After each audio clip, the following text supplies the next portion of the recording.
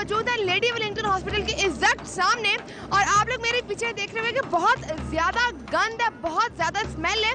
ये वो जगह है जो बहुत ज़्यादा मसरूफ़ रहती है, यहाँ पे लोगों का आना जाना बहुत ज़्यादा है। और इस गंद में आपको बताऊँ कि मैं पास आती हूँ, इतनी स्मेल है कि मुझे वहाँ पे जाने में दुश्वारी हो रही है। इस गन में आपको नजर आएंगी बहुत सी पट्टियां, बहुत से इंजेक्शंस, बहुत सी बैंडेजेस। ये वो चीजें हैं जो लेडी वेलिंगटन हॉस्पिटल से आती हैं। एक शख्स यहाँ पे बैठा हुआ था जो इनमें से कुछ चीजों को निकाल रहा था, उससे बात करते हैं कि क्या वजह है वो इस गंद में हाथ डाल रहा है।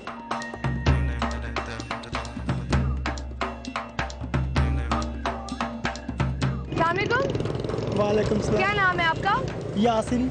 यासिन, मुझे बताएं कि मैं आपको देख रही थी कि आप इसमें कूड़े में से कुछ चुन रहे थे, तो क्या चीजें निकाल रहे थे? कागज उठा रहे थे। हाँ। तो यहाँ पे लोगों ने इतना गंद रखा होता है, तो आप यहाँ पे बास्केट भी नजर आती हैं, लोग इतना आके क्यों नहीं फेंकते? वो लोग ही नहीं समझते इस गल को, तो ऐसी धक्केशाही करनी, ऐसी तो रोकने हैं।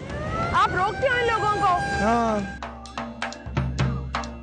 नाज़रीन, यहाँ पे लोगों का यही कहना है कि लेडी वेलिंगटन हॉस्पिटल के सामने जगह है जहाँ पे कूड़ा आके फेंक देते हैं। हम लोगों की तो कोशिश है कि हम इस सड़क को साफ रखें, क्योंकि हम लोगों की रिहाइश यहाँ पे, हमारा काम यहाँ पे।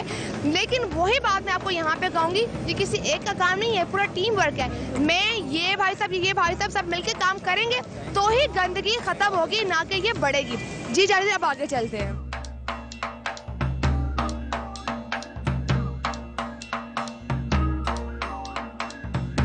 नाज़रीन, इस वक्त हम लोग मौजूद हैं पब्लिक टॉयलेट के सामने और यहाँ पे हमने अभी आके देखा है कि किस तरह से बैतुल खला के अंदर लोगों ने ऐसी बेहुदा किस्म की तहरीरें लिखी हैं कि जिनको पढ़ने के बाद मुझे शर्मिंदगी हो रही है। मर्दों के लिए बैतुल खला अलहदा है, औरतों के लिए बैतुल खला अलहदा है। लेकिन जब मैंने वो चीज़ें देखी तो शायद मुझे महसूस हुआ कि हम लोग जो तालीम हासिल कर रहे हैं इसीलिए कि हम लोगों को अक्ल आए, शौर आए, लेकिन वो शौर कहाँ जा रहा है हमारा? यहाँ पे मुसाफिर आए हैं जिन्होंने भी वॉशरूम यूज़ किया, हम उनसे पूछते हैं कि जब वो वॉशरूम के अंदर गए, कुछ ऐसी तहरीर पढ़ी तो क्या लगा उनको? अस्सलाम वालेकुम। वालेकुम सलाम। क्या नाम है आपका? रहमत अली। रहमत, मुझे ये बताएं कि अभी आपने ये बैतुल खला इस्तेमाल किया, ऐसी बहुत ही शर्मनाक किस्म की तहरीरें होती हैं, इसको पढ़ने के बाद बहुत शर्मिंदगी होती है। क्या वजह, क्यों लिख रहे हैं हमारे लोग? फ़र्स्ट ऑफ ऑल तो ये कि बैसा दे कि पाकिस्तानी कौम के और एक मज़हब शहरी का हमें ये चीज़ें ज़ेब नहीं देते कि हम लोग वाशरूम में लिखे। बिल्कुल। और दूसरी बात ये है कि मैं बज़ात ख़ुद मैंने हमसाया ममालिक ईरान और इराक़ कभी मैं गया, ऐसे टूर पे गया हूँ, तो हाँ फिर मैंने ये चीज़ें नहीं देखे। मैंने इस तरह के बेहुदा अल्फाज और मतलब तहरीर मैंने नहीं देखे। बदकिस्मती से हमारे इधर जो छोटे से लेकर बड़े तक सारा मतलब कोई सवाई अपने घर के, बाकी हम लोगों में ये शोर या ये सोच नहीं कि हमारा अपना घर है। हर कोई इस तरह हर अपना इनफरादी सोच रहा है कि मेरा अपना जो घर है बस वही मेरा घर है, मतलब मुल्क को या अपने शहर को कोई इस तरह नहीं सोच रहे हैं। बिल्कुल सही, शुक्रिया। नाज़रीन, मैं यहाँ पे बात कहूँगी कि शायद हम लोग सेल्फिश होते जा रहे हैं कि हम सिर्फ अपना ही मुफाद सोच रहे हैं, हम लोग दूसरों का फ़ायदा नहीं सोच रहे। हमें ये नहीं मालूम कि अभी हम लोग ये इस्तेमाल करके जा रहे हैं तो अभी जो शख्स आएगा शायद वही हमारे घर का ही कोई फर्द होगा, वो जब पढ़ेगा तो उस पर क्या गुजरेगी।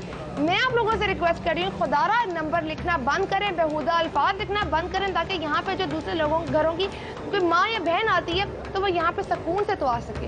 यहाँ से हम लोग जाएंगे रेस्क्यू 1112 के ऑफिस और वहाँ जाके बात करेंगे कि वहाँ पे ऐसी बहुत सी फेक कॉल्स आती हैं जिसकी वजह से वो लोग खुद परेशान हैं। अब वहाँ जाके पूछना ये है कि एक दिन में कितनी उनको कॉल्स आती हैं, जिसमें से असली कॉल्स कितनी है।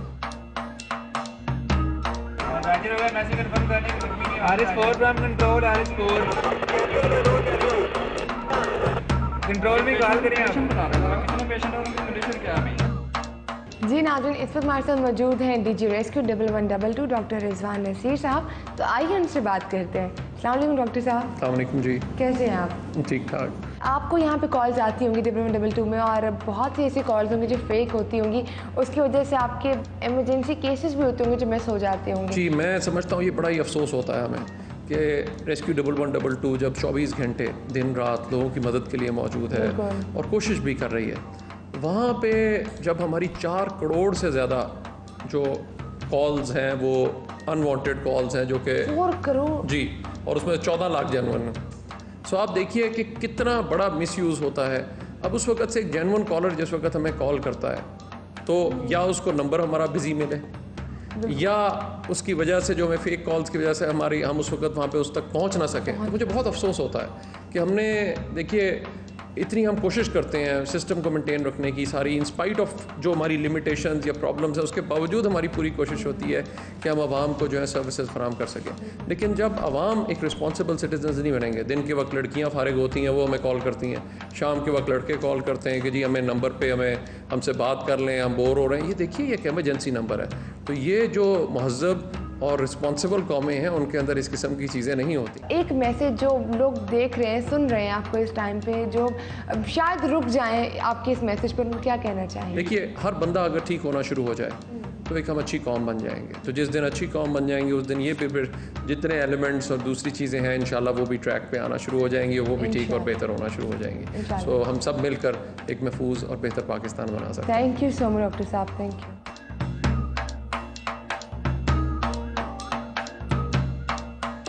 नाज़रीन, आज हमने बहुत सी सड़कों पर ऐसा देखा कि कूड़ा करकट पड़ा हुआ है। इसके अलावा ऐसे बहुत से लोग हैं जिनको इतनी सेंस नहीं है कि उनको रेड लाइट पे रुकना है या ग्रीन लाइट पे चलना है। इसी हवाले से हम लोग बात करेंगे ओरिया मकबूल जान से कि हमारी कौम कब तब्दीली लेकर आएगी। आइए उनसे बात करते हैं। अस्सलाम वालेकुम ओरिया साहब। वालेकुम सलाम वरहमतुल्लाह।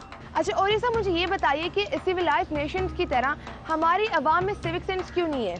उसकी बुनियादी वजह यह है कि हमने उस तरह की सहूलियात ही नहीं बनाई अपने शहरों के अंदर। एक ज़माने में जब हमारी सोसाइटी में इस तरह की सहूलियात होती थी, हमारे अंदर सिविक सेंस भी होती थी। मतलब हमारे गांव में दारा होता था, हमारे गांव में मुख्तलिफ़ किस्म के इंस्टीट्यूशन होते थे, जैसे पंचायत का घर होता था या मस्जिद होती थी जिसको हम खुद बनाते थे, तो वो उसको हम संभाल के भी रखते थे। अच्छा, ये मुझे बताइए कि हम जितने ज़िम्मेदार अपने घरों के लिए, उतने ज़िम्मेदार हम लोग इस मुल्क की और शहरों की सड़कों और गलियों के लिए क्यों नहीं है? उसकी बेसिक वजह यह है कि ये सेंस ऑफ सिक्योरिटी उस वक्त होती है अगर तीन चीज़ें आपको रियासत मुहैया कर दे कि आप इन कन्फ्रंट्रेशन विद लॉ हैं, तो आपको थाने में इज्जत मिल जाए और आपका मामला ठीक हो जाए। आप अनएम्प्लॉयड हैं तो आपको स्कॉलरशिप मिले या आपको कोई वजीफ़ा मिल जाए तो तब भी ठीक है। आपकी बीमार हैं तो आपको अस्पताल में फ्री केयर मिले, तो फिर आपकी मोहब्बतें स्टेट के साथ होती हैं। लेकिन ये तीनों चीज़ें जो हैं हमें घर देता है। जब तीनों चीज़ें घर देता है तो मोहब्बत भी बंदा घर के साथ करता है, रियासत के साथ नहीं करता। बिल्कुल सही। अगर मैं आपसे ये पूछूं कि अगर हमने अपने अंदर सिविक सेंस ना पैदा की तो हम लोगों को कौन से नुकसानात का सामना करना पड़ेगा? देखिए, सिविक नुकसान तो हम उठा रहे हैं। उसकी वजह सिर्फ ये है कि हम जो चीज़ भी हमारे लिए बनती है वो बुनियादी तौर पर हमारी होती नहीं है। हम उसके साथ मोहब्बत नहीं करते, इसलिए कि वो हमारे फ़ायदे के लिए नहीं बनाई गई होती। अच्छी सड़क बनती है तो चंद लोगों के फ़ायदे के लिए बनती है। अच्छी स्ट्रीट लाइट्स बनती हैं तो भी चंद लोगों के लिए बनती हैं। अच्छी बिल्डिंग्स बनती हैं तो भी चंद लोगों के लिए बनती हैं। जब आपका एयरपोर्ट, आपका रेलवे स्टेशन और आपका बसों का अड्डा, इन तीनों के दरमियान ज़मीन आसमान का फ़र्क होगा, तो फिर सिविक सेंस कहाँ से आएगी? हम तबाही की तरफ से खुद जाने जा रहे हैं और हमारे प्लानर्स लेके जा रहे हैं। बहैसियत दानिश्वर, आप क्या समझते हैं कि हम अपने अंदर किस तरह से सिविक सेंस पैदा करके सिविलाइज्ड नेशंस में शामिल हो सकते हैं? देखें, हुकूमतें जब अवाम की इज्तिमाई सूरत हाल को देखकर सहूलियात पैदा करती हैं तो सिविक सेंस आती है। जब अवाम की इज्तिमाई सूरत हाल नहीं, एक मखसूस तबके के लिए सहूलियात पैदा की जाती हैं तो सिविक सेंस नहीं आती। अच्छा, और ये सब ये मुझे बताइए, क्या इस अवाम को सहूलियत फराहम करने के साथ हम सिविलाइज्ड नेशन बना सकते हैं, या फिर इन बच्चों के सिलेबस में हमें कोई ऐसा सब्जेक्ट डालना होगा जिससे हम लोग सिविलाइज्ड नेशन बन सके? देखें, सब्जेक्ट जो हैं ये हवा में नहीं बनाए जाते। जी जी। आप सब्जेक्ट पढ़ाएंगे कि माजूरों को रास्ता दो, आपका रैंप मौजूद नहीं होगा, वो कहाँ से रास्ता देगा? आप उसको कहेंगे कि कूड़ा जो है वो कूड़ादान में फेंको, और आपका कोई कूड़ादान नहीं होगा तो आप क्या करेंगे? आप उनको कहेंगे कि सफाई सुथराई का ख्याल रखो, और आपका पूरा सफाई सुथराई की सर्विसेज मौजूद नहीं होंगी तो आप क्या करेंगे? आप उसको कहेंगे पानी साफ पियो, और आपके पूरे के पूरे पाइप ही गंदे होंगे, जंग आलूद होंगे, तो आप क्या करेंगे? सहूलियात की बुनियाद पर निसाब मुरतब किए जाते हैं। निसाब की बुनियाद पर सहूलियात या लोगों से तवक्को नहीं रखी जाती।